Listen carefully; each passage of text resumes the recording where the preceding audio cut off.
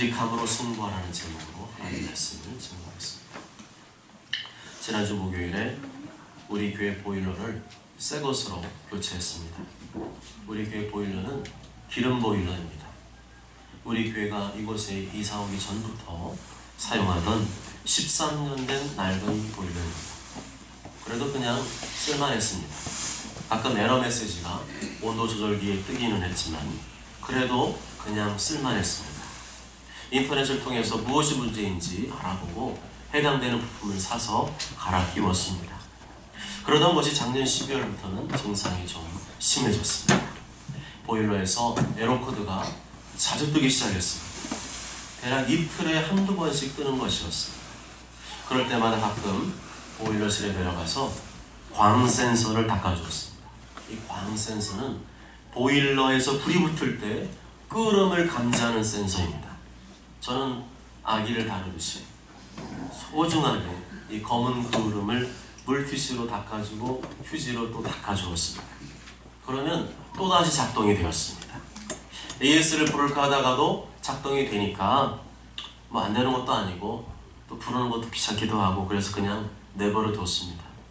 그런데 지지난주부터는 보일러 소리가 아주 요란해지더니 이 끓음 냄새가 실내로 들어오는 것이었습니다.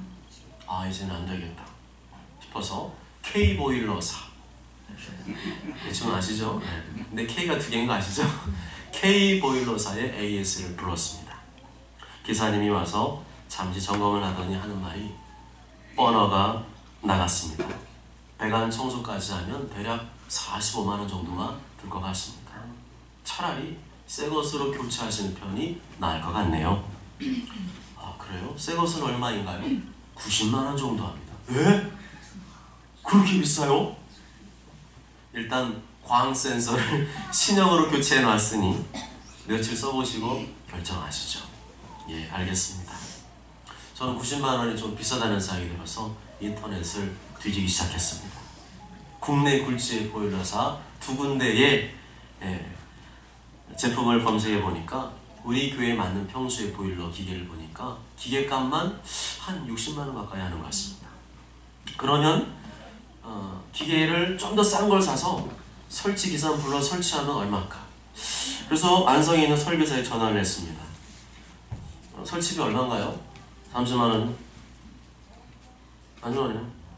설비기사님이 전화를 받는 태도가 매우 불량했습니다. 군대 같으면 빠따라져도 때려주고 싶을 정도로 나 바쁘니까 뭐 하든지 말든지 알아서 하십시오, 그런 식이었습니다. 기분이 좀 언짢았습니다. 그래서 다시 보일러를 검색을 해보았습니다. 그러다가 D보일러사를 알게 되었습니다. 가스보일러로 유명한 데죠. D보일러사에 가까운 대리점에 전화를 걸었습니다. 여보세요? 기름보일러 그 모델로 얼마인가요? 잠시만요.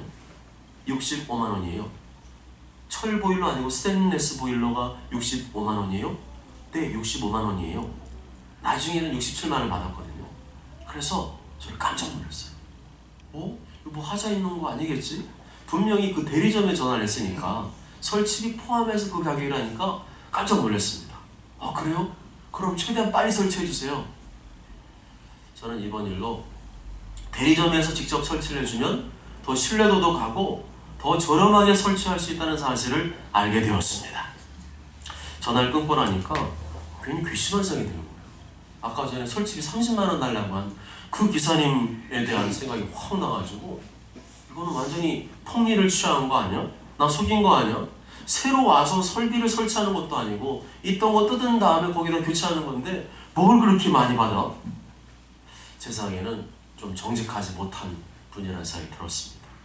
아무리 보일러에 대해서 모르는 사람이라고 해도 그렇지 그렇게 비싸게 부르고 말이지 와서 2시간, 3시간밖에 안 하면서 30만원이나 받고 말이지 그러면 안 된다는 생각이 들었습니다. 소비자 입장에서는요 이 정직함이 생명입니다. 유명한 그 생방송 투데이나 이런 데 생생정보통 보면요 이 유명한 식당들은요 대부분 어떠냐면요 이 재료를 아낌없이 저한테 찾아오신 제가 요번에 이천에 설렁탕집 9,000원에 고기를 3분의 1로 허주는 그런 좋은 데를 제가 알아놨어요. 그런 때는 손님들 어때요? 끊임없이 찾아옵니다. 먹어도 부드럽고 탕도 진국이고 사람들이 딱 만족하는데 가격도 착하고 정직해요. 시대가 이렇게 흘러가고 있습니다. 예전에는요 대충 그냥 그죠? 서로 그냥 좋은 게 좋은. 지금은 어때요? 지금은 그렇지 않습니다. 지금은 정직하고 투명한 그러한 제품들, 그러한 회사를 선호합니다. 이러한 가치는 우리 그리스도인들도 반드시 지켜야 되는 중요한 덕목이라고 생각을 합니다. 오늘 본문에 보면 정직하기 때문에 어려움과 고난을 당하고 있는 사도들을 볼 수가 있습니다. 그들이 적당히 타협했다면, 남들 하는 만큼만 했더라면 그런 어려움과 고난을 당하지 않았을 겁니다. 그런데 그들이 너무 정직했기 때문에, 너무 강직했기 때문에 그런 어려움과 고난을 만나게 되었습니다. 그것이 27절과 28절에 나오고 있습니다. 같이 한번 읽어볼까요? 시작! 그들을 끌어다가 공회 앞에 세우니 그의 제사장이 물어 이르되 우리가 이 이름으로 사람을 언급하였으되 너희가 너희 가르침에 예루살렘에 가득하게 하니 이 사람의 피는 우리에게 올리우다 하리로다. 아멘. 18절 말씀 보면 이미 사도들은 감옥에 잡혔다가 풀려난 경험이 있었습니다. 대제사장과 그 무리들이 잡혀온 이 사도들 향해서 위협을 하고 무섭게 되었습니다. 사도들은 그 위협적이고 고압적인 말을 듣고서 마음이 위축되었을 것입니다. 그렇지만 사도들은 이 힘있고 권력 있는 사람들의 말을 듣고 전혀 위축되지 않았습니다. 그들은 감옥에서 풀려나자마자 보란듯이 새벽부터 복음을 전했습니다. 전혀 위축되거나 굴하지 않고 담대하게 십자가의 복음을 전했습니다. 그들은 분명 또다시 복음을 전하면 이번에는 고문당하는 것이 아니라 야고보 사도처럼 목배임을 당하고 죽일 수 있음을 알고 있었습니다. 그럼에도 그들은 눈 하나 깜짝하지 않고 니들이 아무리 그래도 나는 복음을 전하리라 그렇게 복음을 전했습니다. 알고도 순종하는 것, 알고도 순종하는 것, 어려움과 고난이 있으면 알고도 순종하는 것, 그것이 진정한 믿음이고 순종인 줄 믿습니다. 다들 머리로는 그래야 된다는 걸 알고 있지만 막상 실제로 그것이 나의 현실이 되면 쉬운 일이 아닙니다. 그러면 어떻게 이 사도들이 이 엄청난 반대와 위협과 저항을 경험했으면서도 또다시 담대하게 복음을 전할 수가 있었을까요? 5장 19절과 20절을 보면 주의 사자가 밤에 옥문을 열고 끌어내어 이르되 가서 성전에 서서 이 생명의 말씀을 다 백성에게 말하라 하며 라고 말씀합니다. 내가 하나님께서 기뻐하신 일을 감당하면 할수록 복음을 전하는 일에 열심을 내면 낼수록 생각하지 못한 어려움과 고난이 찾아올 수 있습니다. 내가 그렇게 주님을 위해 열심히 사는 것을 싫어하는 사람들의 저항과 반대를 만날 수가 있습니다.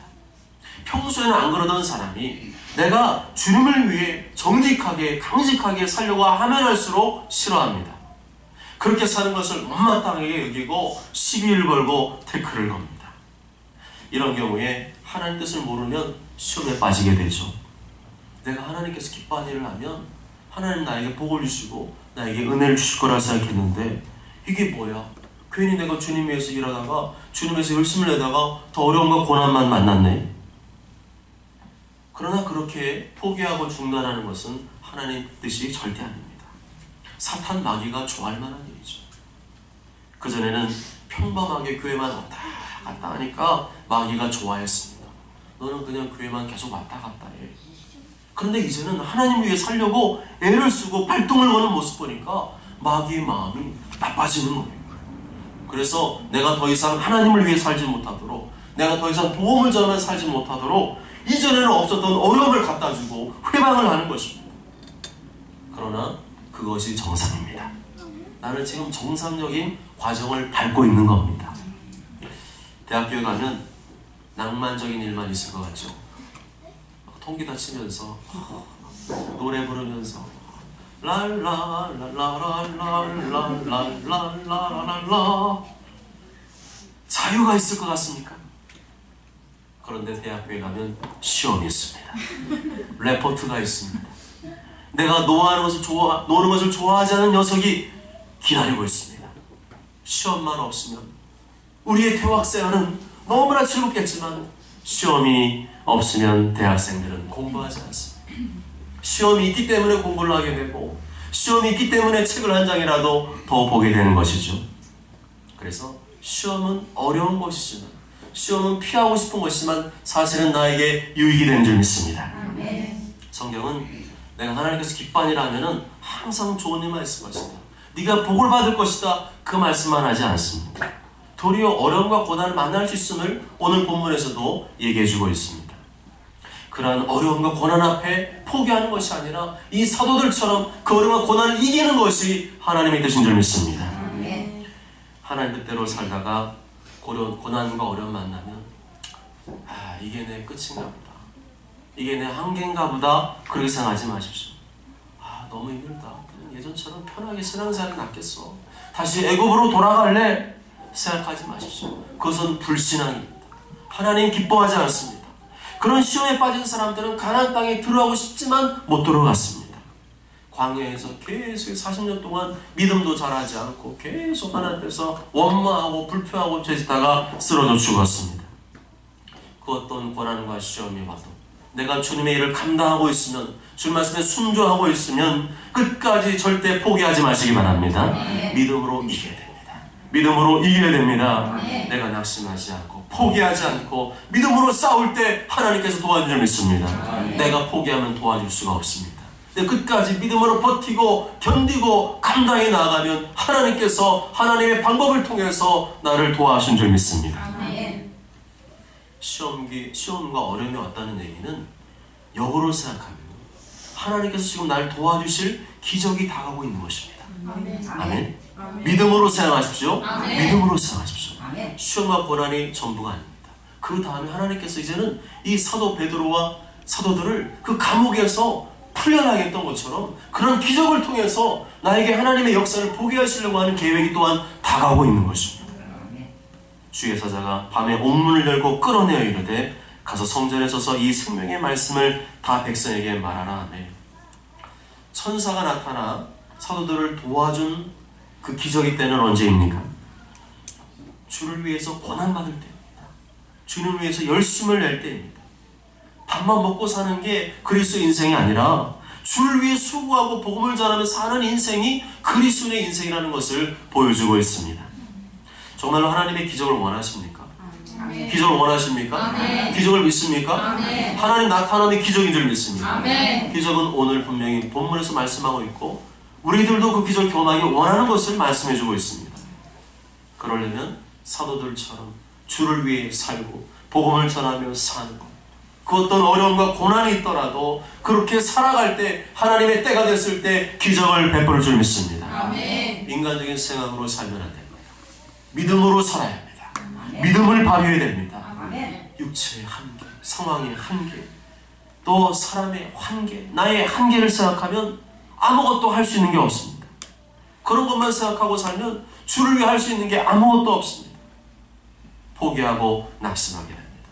오히려 그러한 순간일수록 더 적극적인 믿음으로 사시기 바랍니다. 더 저돌적인 믿음으로 사시기 바랍니다. 하나님 믿는 믿음을 발휘해서 고난도 이기고 어려움도 이기고 나를 도우시는 하나님의 기적도 경험하시길 바랍니다. 29절에 대제사장이 사도들에게 뭐라고 말했습니까? 이르되 우리가 이 이름으로 사람을 가르치지 말라고 엄금하였을 때, 엄히 금하였을 때, 단단히 주의를 주었을 때 너희가 너희 가르침을 예루살렘에 가득하게 하니 라고 말씀합니다. 야, 너희들 자꾸 열받게 할래? 다른 건 다 해도 예수 이름으로 가르치지 말래니까, 전도하지 말래니까. 얘네 말 진짜 못 알아먹네. 내 말이 말 같지가 않아? 니들이 얼마나 열심히 예수를 가르치는지 예루살렘 전역에 예수 이름이 쫙 깔렸어. 그럼 뭐 예수 지겨워 죽겠네. 다시 말하지 말라고. 알았어? 너희 자꾸 예수를 가르치면 예수를 죽인 우리들의 입장은 뭐가 되냐고. 너희가 너희 가르침을 예루살렘에 가득하게 하니 이 사람의 피를 우리에게 돌리고자 함이로다. 왜 대제사장과 무리들은 예수님의 이름으로 가르치지 못하게 했을까요? 왜 예수님의 이름으로 기적을 일으키지 못하게 했을까요? 자신들의 입장이 곤란해지기 때문입니다. 당시 이스라엘은 지금 우리 시대처럼 개인주의화된 시대가 아닙니다. 공동체 사회입니다. 그래서 예수님을 죽인 사람들이 직간접적으로 그 앞에 다 모여있는 거예요. 예를 들어서 복음을 전하면요, 예수님 죽인 사람들이 전부 다 그 복음을 듣게 되어 있었습니다. 그런데 자꾸 예수 이름 전하면 자기들에게 상당한 부담이 된다는 거예요. 예수님의 이름으로 안진뱅이가 일어나고 예수님의 이름으로 귀신이 떠나고 수많은 병자들이 고침 받게 되면 자기 자신들이 죽인 예수님의 피값을 자신들이 책임져야 한다고 생각을 했던 것입니다. 그러니까 복음이 듣기 싫은 거예요. 당신들이 복음을 전하면 전할수록 자신들의 입장이 곤란해진다는 거예요. 자신들의 입지가 좁아지니까 이제는 그만하라는 겁니다. 이렇게 자신들의 죄를 지적해주고 알려주어도 회개하지 않는 사람들이 누굽니까? 복음을 자꾸만 회방하는 사람들이 누구입니까? 자신들의 이익, 자신들의 기득권, 자신들의 입장만을 생각하는 사람들 아닙니까? 누가 신앙생활을 잘 못하느냐, 누가 신앙생활하다가 넘어지느냐, 자신의 입장만 생각하는 사람들입니다. 하나님 뜻대로 살면 자신에게 손해가 올 것을 우려하는 사람들, 내가 그렇게 살면 밥 먹고 사는데 지장이 있다고 생각하는 사람들, 하나님 뜻대로 살면 그 일을 그만두고 새로운 일을 찾아봐야 한다고 생각하는 사람들, 그건 못하겠다는 겁니다. 그러니까 누구 보고 바꾸라는 거예요? 네가 바꾸라는 거예요. 그동안 내가 어떻게 쌓아왔는데 이 업적, 이 아성, 이름, 즐거움을 하루아침에 다 무너뜨리고 내 잘못을 인정해야 되는데 그건 못하겠다는 거예요. 그러니까 누가 바꾸라는 거예요? 네가 바꾸라는 거예요. 그래서 이기적이고 자기중심적인 사람일수록, 세상의 욕망과 쾌락이 붙들린 사람일수록 회개하지 않습니다. 그 말씀을 인정은 하지만 그 말씀 받아들이고 회개하고 돌이키지는 않습니다. 도리어 그렇게 사는 사람들, 자기를 버리고 주를 위해 살아가는 사람들을 괴롭혀서 똑같이 못하게 하려고 만듭니다. 직장에서도 이러한 그리스도인이 있지 않습니까? 내가 하나님 뜻대로 살려고 하면 도리어 주변에, 직장의 주변에 있는 그리스도인들이 더 아래껍게 볼 때가 있지 않습니까? 이봐, 당신만 신앙생활해? 나도 교회 다녀. 당신 왜 그렇게 유별나게 신앙생활해? 그러면 내 입장이 뭐가 되냐고. 나도 교회 다니는데 야, 좀 해도 적당히 좀 해라. 적당히 내 입장도 좀 생각해 달라고. 하나님 입장은 생각 안 하고 전부 다 자기 입장만 생각합니다. 그런 사람들은 절대 주를 충성하지 않을 것입니다. 교회는 다녀도 평소의 삶은 주님과 상관없는 삶을 살 것입니다. 그런 사람이 거룩한 성에 들어갈 수 있을까요? 못 들어갈 것입니다. 거룩한 성 밖에서 쫓겨날 것입니다. 주를 위해 아무것도 하지 않은 그 한 달란트 가진 사람, 그 사람처럼 취급을 당하여 밖으로 쫓겨남을 당하게 될 것입니다. 마태복음 25장 30절에 이 무익한 종을 바깥 어두운 데로 내쫓으라. 거기서 슬피 울며 이를 갈리라 하니라. 거룩한 성 밖은 슬피 울며 이를 가는 곳입니다. 거룩한 성 밖은 어두운 곳입니다. 거룩한 성 밖은 매를 맞는 곳입니다. 내가 그래도 교회를 다녔는데 이 꼴을 당하다니 하면서 억울해서 슬피 울면서 일을 하는 곳입니다. 거룩한 성은 철저히 자신의 죄를 회개하며 하나님 말씀을 지키는 자들이 들어가는 곳입니다. 계시록 22장 14절에 자기 두루마기를 빠는 자들은 복이 있으니 이는 그들이 생명나무에 나아가며 문들을 통하여 성에 들어갈 권세를 받으려 하리로다. 거룩한 성에 들어가기를 원하십니까? 철저히 회개하시기 바랍니다. 철저히 주님 말씀 지키면서 하시기 바랍니다. 아멘. 보라, 내가 속히 오리니 이 두루마리의 예언의 말씀을 지키는 자는 복이 있다. 하나님 뜻은 생각하지 않고 맨날 자기 입장만 생각했던 사람들 못 들어갈 겁니다. 하나님 뜻만을 생각하고 하나님께 순종하는 일만 생각했던 베드로와 사도들, 그들은 그들의 위협함이 있을지라도 그 거룩한 성에 들어가기 위해서 힘을 다해서 충성을 다하였습니다. 29절 말씀 읽어볼까요? 29절 시작. 베드로와 사도들이 대답하여 이르되 사람보다 하나님께 순종하는 것이 마땅하니라. 아멘. 협박을 했습니다. 너 가지마, 교회 가지마, 신앙생활 그렇게 하지마. 너 왜 이렇게 열심히 하는 거야? 주일만 가, 오전에만 가, 오후에 왜 가? 뭐 금요일날 네가 무슨 뭐 목사야? 네가 뭐 장로야? 막 갈구면서 다시 그러기만 해봐. 가만 안 둘 거야. 그랬더니 뭐라 그랬어요? 사람보다 하나님께 순종하는 것이 마땅하니라. 써먹으시기 바랍니다. 아멘. 써먹으시기 바랍니다. 아멘. 써먹으라고 그러신 거예요. 참나 힘들게 합니다. 사람보다 하나님께 순종하는 것이 마땅합니다. 아멘. 무슨 얘기입니까? 나는 사람에게 순종하지 않습니다. 하나님께만 순종합니다. 아멘. 윤석열 검찰총장이 이런 비슷한 말을 했죠. 나는 사람에게 충성하지 않습니다. 나는 법과 원칙에 충성합니다. 사람에게 순종하는 사람은 하나님의 일을 할 수가 없습니다. 사람 비유 맞춰야 되는데 어떻게 순종하겠습니까? 여기서 사람에게 순종한다는 말은 목사한테는 순종 안 해도 된다 그런 말이 아니라 하나님의 뜻을 거역하는 일을 말합니다. 내 뜻과 하나님 뜻이 충돌할 때 하나님 뜻을 버리는 사람은 하나님께 쓰임받지 못하고요, 믿음도 잘하지 않습니다. 죽어도 하나님께 순종합니다.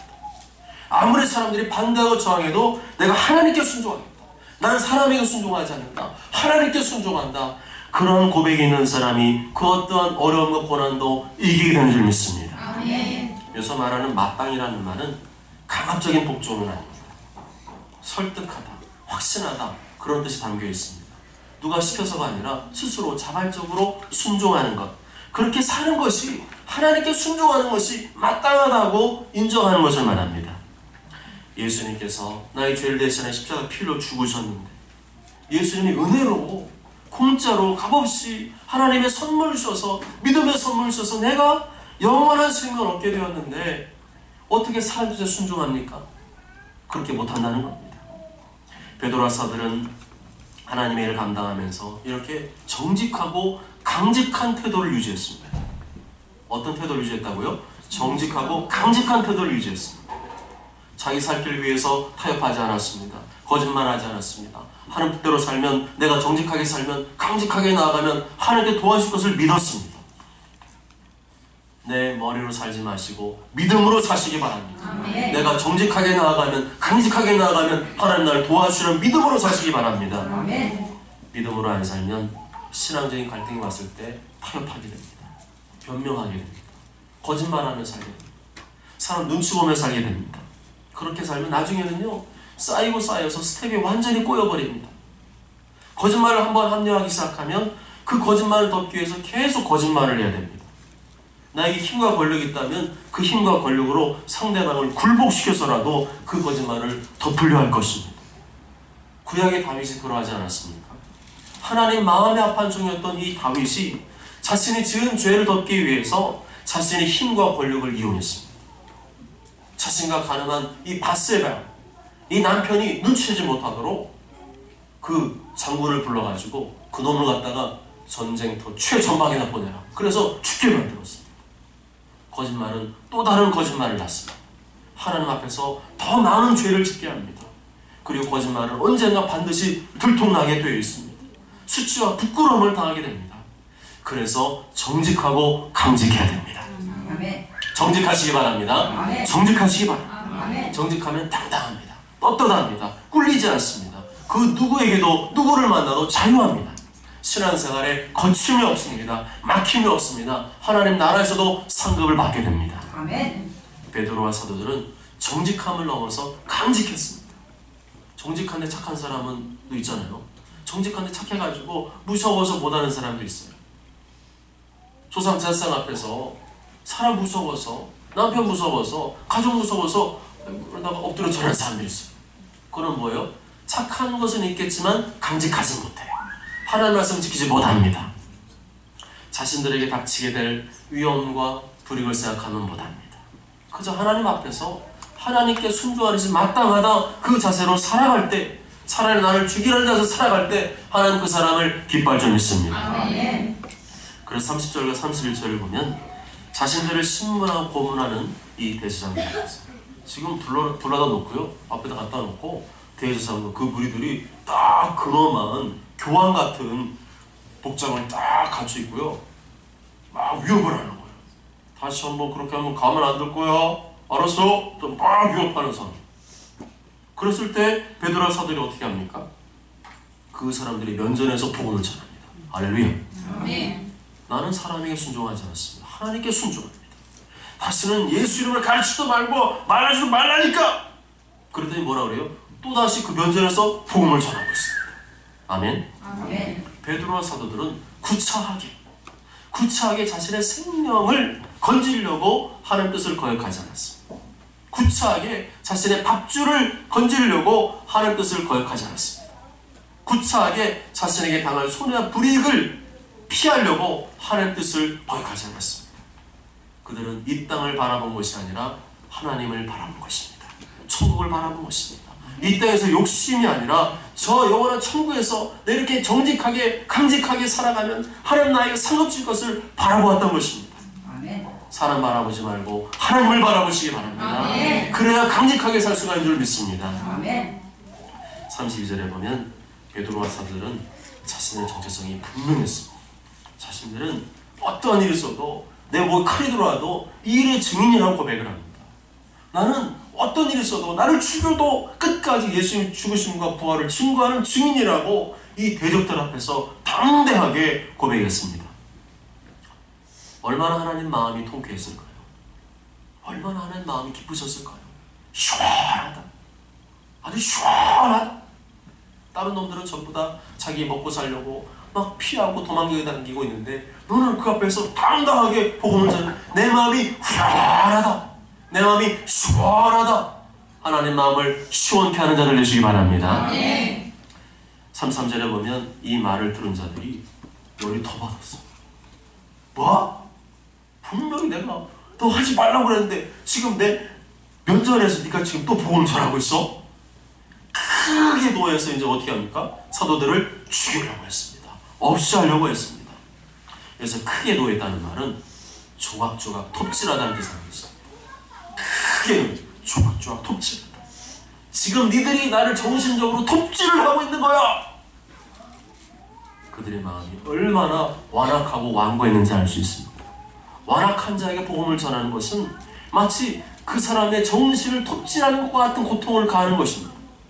그러한 극렬한 반대와 저항에서도 사도들은 담대히 복음을 전한 줄 믿습니다. 아멘. 41절 보면 사도들은 우리가 예수님의 이름 때문에 당하는 고난을 기뻐했습니다. 나 같은 것이 영원한 멸망받아야 될 심판받아 마땅한 나 같은 것이 예수님 이름 전하다가 고난을 받게 됐으니 영광일세. 이것이 예수님을 사랑하는 자의 모습이죠. 나의 죄와 욕심 때문에 당하는 고난은 하나님의 영광을 더럽히지만 예수님의 이름 때문에 당하는 고난, 예수님을 살다가 당하는 고난은 하나님께 영광이 되는 줄 믿습니다. 아멘. 42절 보면 그렇게 심한 고난과 박해를 받으면서도 날마다 성전에 있든지 집에 있든지 예수는 그리스도라고 가르치기와 전도하기를 쉬지 않습니다. 고난과 박해가 있을 때 그것을 이기는 방법은 정면 돌파하는 것인 줄 믿습니다. 아멘. 그걸 말씀해주고 있어요. 어려운 고난이 왔느냐? 네 믿음 생활을 잘하려고 하다가 보험자 어려운 고난이냐? 정면 돌파하라. 정직하게 강직하게 더 복음을 전하고 더 신실하게 하나님의 일에 매진하라. 그렇게 정면 돌파할 때 사탄이 아무리 발악을 해도 하나님께서 도와줄 믿습니다. 아멘. 하나님께서 이기게 하실 줄 믿습니다. 아멘. 그 믿음으로 하는 것입니다. 아멘. 마지막으로 34절부터 40절까지의 말씀 보면 이 대시한 무리들이 사도를 죽이려고 했어요. 이것들이 말을 못 알아먹네. 우리한테 널 죽일 권세가 있어 놈아. 너 자꾸 그렇게 내 마음 심기를 불편하게 할 거야? 오늘 너 초상날이야. 그때 율법교사가 존경받는 율법교사 가말리엘이 한마디를 툭 던집니다. 다른 사람이 말하면 시끄러! 조용히 네가 어디서 지금 뭐라고 하고 있어? 그런데 존경받는 백성들이 다 존경하는 가말리엘이 나 한마디 좀 하겠습니다. 가만 보니까 이 사도들이 목숨을 걸고 너무 정직하게 강직하게 나오니까 이 사람은 충격을 받는 거예요. 저 사람들이 전하는 그 복음 분명히 뭔가 있는 것 같아. 예수 부활했다고 하는 내가 못 봤지만 정말 부활한 거 아니야? 만약에 예수가 부활했다면 우리가 저 사람들을 회방하고 방해하면 우리가 하나님을 대적하는 꼴이 될 수 있잖아. 이 지혜로운 가말리엘은 그 분위기를 잠잠하게 합니다. 이 사람들이 하는 일이 사람으로부터 난 것이라면 스스로 망하게 될 것이고, 이 사람들이 하는 일이 하나님으로부터 난 것이라 한다면 이 사람들을 무너뜨릴 수도 없고 도리어 우리가 하나님께 대적하는 자가 될 수 있다는 것이었습니다. 아멘. 아멘. 사도들이 목숨을 걸고 정직하게 강직하게 우직하게 복음을 전하자 이번에도 하나님이 도와주셨습니다. 아멘. 그것도 분위기를 급반절시킬 수 있는 그런 권위를 가진 사람의 입을 통해서 위기를 벗어나게 하셨습니다. 이것 또한 기적이죠. 하나님께서는 천사를 통해서 기적을 베푸셨고 권위 있는 자를 통해서 또한 기적을 베푸셨습니다. 아멘. 내 힘으로 안 되면 하나님께서 천사를 동원해서라도, 권력을 가진 사람을 동원해서라도, 물질 가진 사람을 동원해서라도 나를 도와줄 줄 믿습니다. 아멘. 그래서 우리가 해야 될 일은 한 가지밖에 없습니다. 그냥 정직하게, 강직하게 하나님 기뻐하는 일, 마땅히 하기를 원하는 일, 그 일을 하고 나아가면 하나님이 더 도와줄 줄 믿습니다. 아멘. 사랑하는 여러분, 하나님 뜻대로 살면 마귀는 싫어합니다. 마귀는 싫어하니까 그런 반응이 보이는 거예요. 마귀가 좋아하면 그런 일 생기겠어요? 아니잖아요. 마귀가 살아있잖아요. 마귀가요, 하나님 좋아하는 일 하면요, 기분 나빠가지고 회방을 합니다. 고난을 주고 박해를 줍니다. 그래서 자꾸만 내가 하나님 일을 위해서 감당하다 보면 머리 아픈 일이 자꾸 생겨요. 감정 상하는 일이 막 자꾸 생깁니다. 그래서 뭐 하라는 거예요? 포기하라는 거예요. 포기해. 너 이렇게 주님에 살다가 이 꼴이 뭐야 이게? 그냥 포기해. 그냥 다시 예전으로 돌아가. 그게 나아. 그게 사탄의 시험입니다. 사탄의 시험은 이기라고 주는 것인 줄 믿습니다. 이기라고 주는 줄 믿습니다. 내 입으로 안 된다고 느낄수록 절대 타협하지 말고 하나님 붙들고 기도하시기 바랍니다. 정면 승부하셔야 돼요. 피하면 또 다른 시험이 옵니다. 아멘. 아멘. 피하면 피할수록 또 다른 새끼치는 시험이 다가옵니다. 정직하게 강직하게 말씀대로 정면 승부하시기 바랍니다. 더 부르짖고 간구하시고 예수님의 이름으로 명령 선포하시기 바랍니다. 내가 지금 예수 그리스도를 명하노니 내 삶에 어려움과 고난을 주어서 주님의 일을 감당하지 못하게 하는 원수마귀 사탄은 지금 당장 떠나갈지어다. 물러갈지어다. 사라질지어다. 다시는 돌아오지 못할지어다. 모두 저는 모두가 하나님 뜻대로 순종하지 못하도록 회방하는 사탄의 시험 앞에서 넘어지거나 포기하지 마시고 하나님 붙들고 의지해서 정직하게 강직하게 나아가심으로 하나님께서 기적을 베풀어 주시고 영광 돌리게 하시는 삶을 사시길 주님의 이름으로 축복합니다. 아멘.